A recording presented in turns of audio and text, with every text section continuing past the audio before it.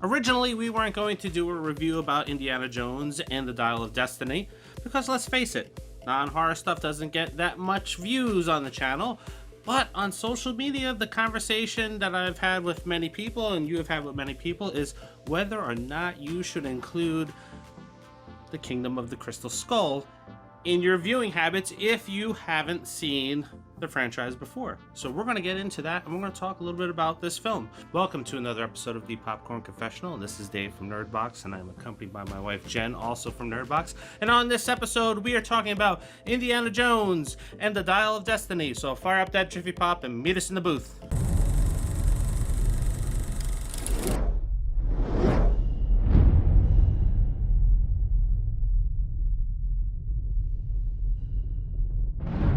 This is Brian O'Halloran, and you're watching the Popcorn Confessional on the Nerdbox.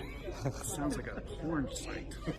Harrison Ford once again steps into the role of the iconic archaeologist Indiana Jones, bringing his signature charm and wit. His latest adventure revolves around the discovery of a mysterious artifact known as the Dial of Destiny, rumored to possess immense power. Recently, we introduced our girls to the Indiana Jones franchise, and the topic of debate came up on social media on whether or not you should see Kingdom of the Crystal Skull or skip it. You know how that film is. That was your first film that you ever saw of the Indiana Jones franchise, and you never watched any other film up until last year. Yeah. So that says a lot on what people think of that movie. But being a former Blockbuster guy, we went through it just in case, and it turns out that you do kind of need to see it if you haven't seen any of the other films before.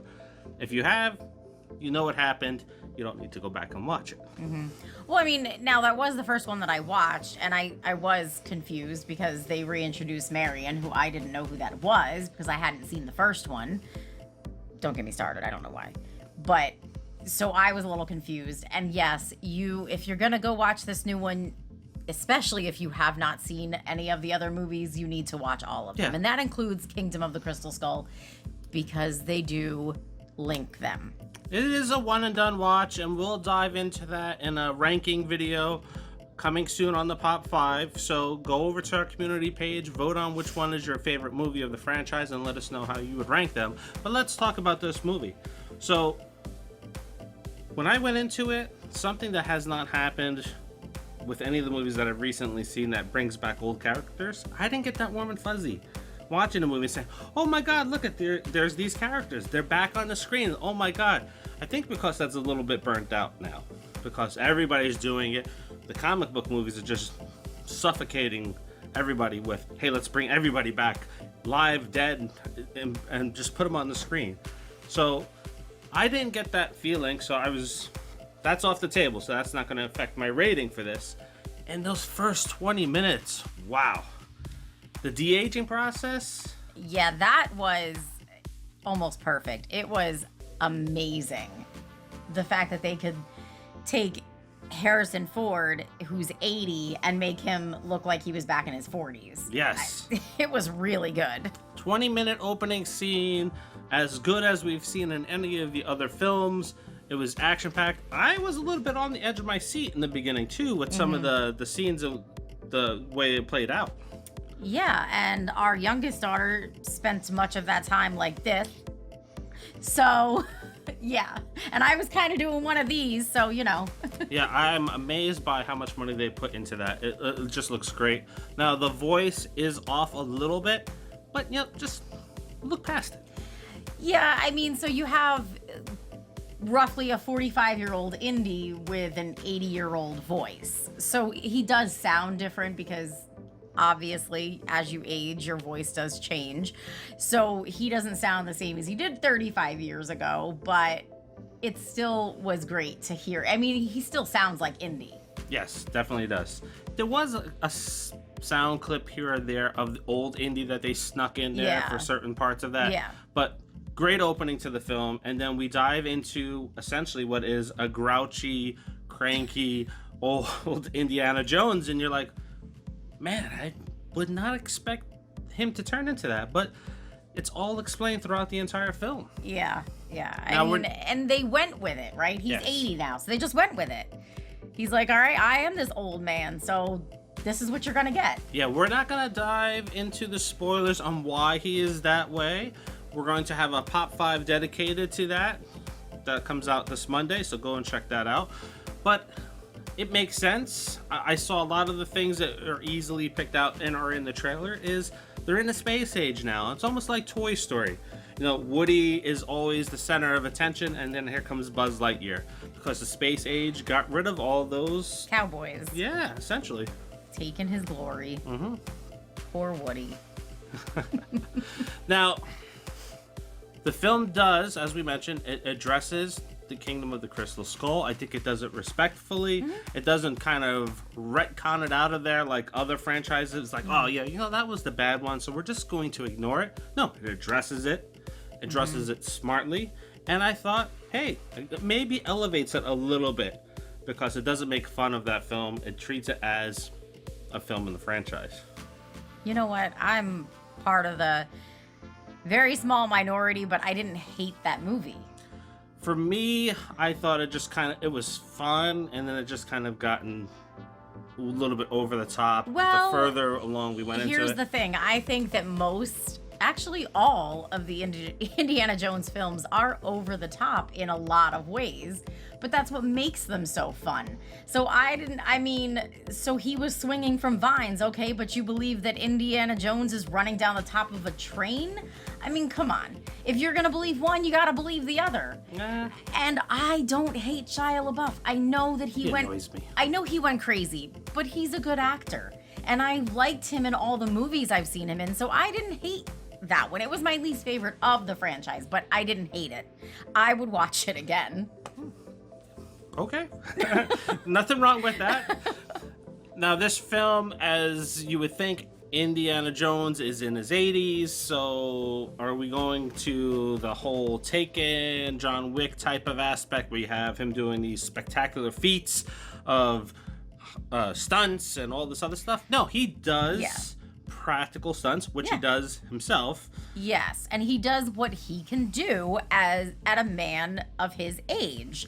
So it's not, that definitely isn't over the top. Anything they did show over the top was when they de-aged him and it was a stunt person doing it. So it was younger Indy in that film. So the stuff that he did do is something that probably an 80-year-old that's still in semi-good shape could pull off. This dude biked 40 miles a day to get back in shape for this film. Ouch. That's commitment. I'd probably have a heart attack if I did that now, and I'm, 45, so. The action was very good. They did introduce something brand new to the franchise, and that is an underwater treasure hunt. I love that. It was fresh. It's not like these other films that have been brought back, like Star Wars and Scream, where it's like, hey, we're going to give you some new characters, we're going to bring back some old characters, and then we're just going to give you the same story. This is a fresh new story. Yeah. It's a fresh new adventure, and it pays the character a tremendous amount of respect. Yeah, and I really liked Antonio Banderas in this. I have to say, though, it was odd seeing him as an old man, too. Yeah, I know. I know that he is getting up there in age, but you don't think of him that way, I guess. I don't know, because he's always like, his hair is always like, I guess he must color it to keep it black, and he's usually like clean shaven, and this one he was rough looking, like gray hair, gray beard. He was, but I really liked his character. Yeah, there's a lot of good characters in it. Helena Shaw was in this. This is an old colleague of Indy's. It's Basil Shaw's daughter Yes. and Indy's goddaughter. Yes, so she is kind of what lures him back into this last adventure because they're searching for the Dial of Destiny, which her father had owned for a period of time, and then Indy took it, and then he kind of did something with it. Yeah. So, and that's where our villains come in too, because they're also looking for it too. And then there's Teddy the pickpocket. He's kind of a kid that, well, he's a teenager, I guess, but that Helena kind of took under her wing, and she guides him, and he's a cool kid. He's pretty funny. I like him. Yep. Great action. Good story. It's 2 hours. 2 hours and like a few minutes, maybe, something like that. It could have been longer. I don't know, because it really didn't feel like it. Like, this is one of those movies that it didn't bore you at any point, even when they were just kind of going through like storylines. It didn't bore you, so I didn't feel like I was constantly wanting to see what time it was or how much time was left. I don't think there was any slow points. No, I don't think so. Sometimes when you hit the 2-hour mark, there's those slow points in the movie. It's like, all right, this is my bathroom break time. Here, there's really not a time you say, I want to run to the bathroom, because you actually miss key pieces of the story. Yeah. So, what do you rate this one? I'd go see it in the theater again. I would too. In fact, I think we may have to. We might have to, because we are a little slow next week. I think we only have like one movie, so might as well. Not this week, we have 3, but it'll probably still be there next week, so I think next week we might have to squeeze it in again. Yeah, how many movies did you see in the theater this year so far? We're over 60. We are. I don't know if we should be proud or ashamed. Well, there is the one guy that's seen 700 movies in the theater at Regal in 1 year, so that's a lot. Okay, I feel pretty good then. If I were him, I would feel like I maybe didn't have a life. Yeah, maybe we'll release a best of horror for this year, and then we'll do a short for the other stuff that we've seen. Maybe we could even do, even though it's not horror, but like a best of what we've seen this year in the theater, because we see a lot. I mean, we pretty much see everything that comes out. So yep, there's a couple Oscar-worthy performances out there that everybody should check out. Definitely. Anyway, there's a couple cool things that you need to do. You need to like, comment, share, and subscribe. That is the most important thing. Yes, please do. I know you hear it on every single channel, but it is true. Yes. Every little second that you spend on dropping a like, adding a comment, and just sharing it helps us a great deal. Yeah, and don't worry about the notifications. I don't have that stuff on either. We don't talk but if about you're that. subscribed to the channel, then when you go into your YouTube, then we're right there in your library. So it doesn't matter if you get notifications or not. It'll be there. Yes. Instead of searching for it, because we have a few YouTubers we watch pretty frequently and then go searching for them because we haven't subscribed. We need to do that. Yeah, here I'm asking for it. And exactly. So we need to go upstairs and do that. Yes, but they're big time. They don't need. That's true. They don't need that one That's subscriber true. or the one That's like, true. we're little time. Yeah, we that's need true. those things. They already have like 1 million and some subscribers, so that is true. We aren't going to count for anything. You guys help us pay for some of the lighting updates that we have, microphone updates that we can do, and then for us to have our platform to do interviews and pay for that for the entire year. So that's what we make off of it. Yep. Anyway, until the next episode, see ya. See ya.